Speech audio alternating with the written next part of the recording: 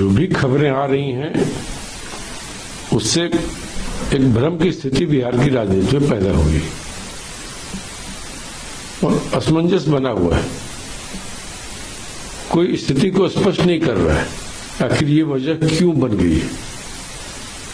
जो खबरें आ रही हैं उस हिसाब से लगता है कि नीतीश जी फिर पाला बदलेंगे।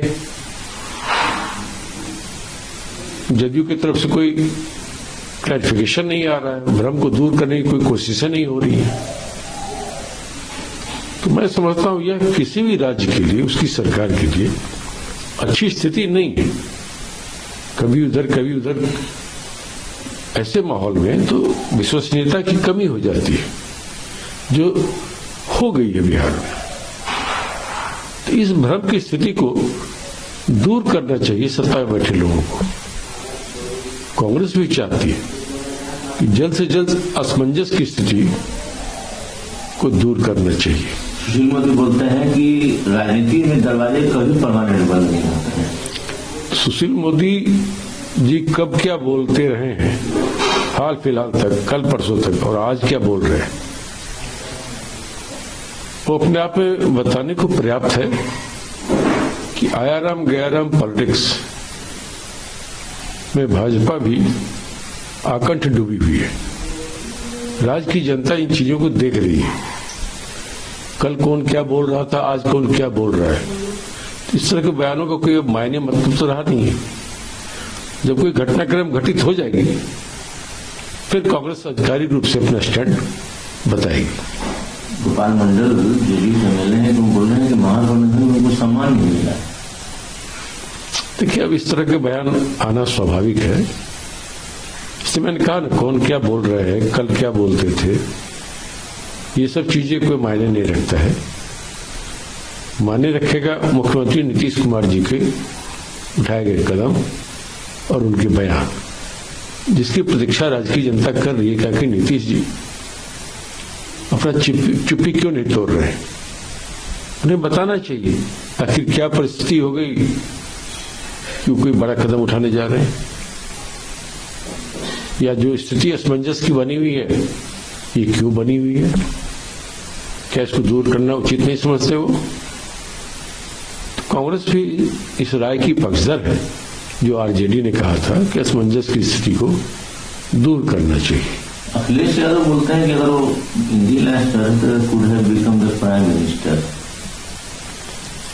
कि अपना अपना विचार है, उन्होंने अपना मंतव्य दिया है। हम लोग भी तो बहुत कुछ उनको प्रमुखता देकर ही काम कर रहे थे। उनकी बड़ी अच्छी भूमिका चल रही थी। इंडिया गठबंधन को सक्रिय करने, मजबूती करने में वो अपना योगदान दे रहे थे। और उन बातों का क्या हुआ जो कहते थे कि देश में लोकतंत्र को बीजेपी कमजोर कर रही है।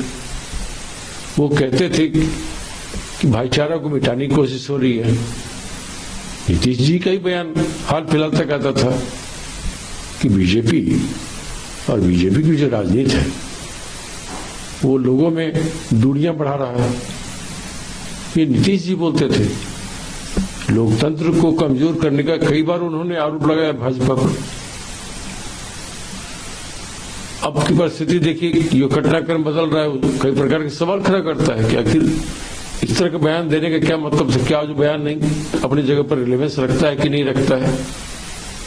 इन तमाम चीजों से मैंने कहा, राजद ने भी कहा कि स्थिति को स्पष्ट करना चाहिए। आपको लगता है कि अगर वो भाजपा के साथ जाते हैं तो लंबे समय के साथ भाजपा के साथ रह पाएंगे? देखिए, वो इफ बट ये होगा तो वो होगा, इस पर बात नहीं कर सकते आज की डेट में। जब तक कोई घटनाक्रम आकार नहीं ले लेता है, कांग्रेस इस संबंध में कुछ भी बोलना नहीं चाहती। हमारे नजर में नीतीश जी आज भी इंडिया गठबंधन के साथ जुड़े हैं और हमारे गठबंधन के प्रमुख नेता है। हमें उनकी बातों पर भरोसा है जो अब तक वो कहते रहे हैं, जो इंडिया गठबंधन की मीटिंग में बोलते रहे हैं।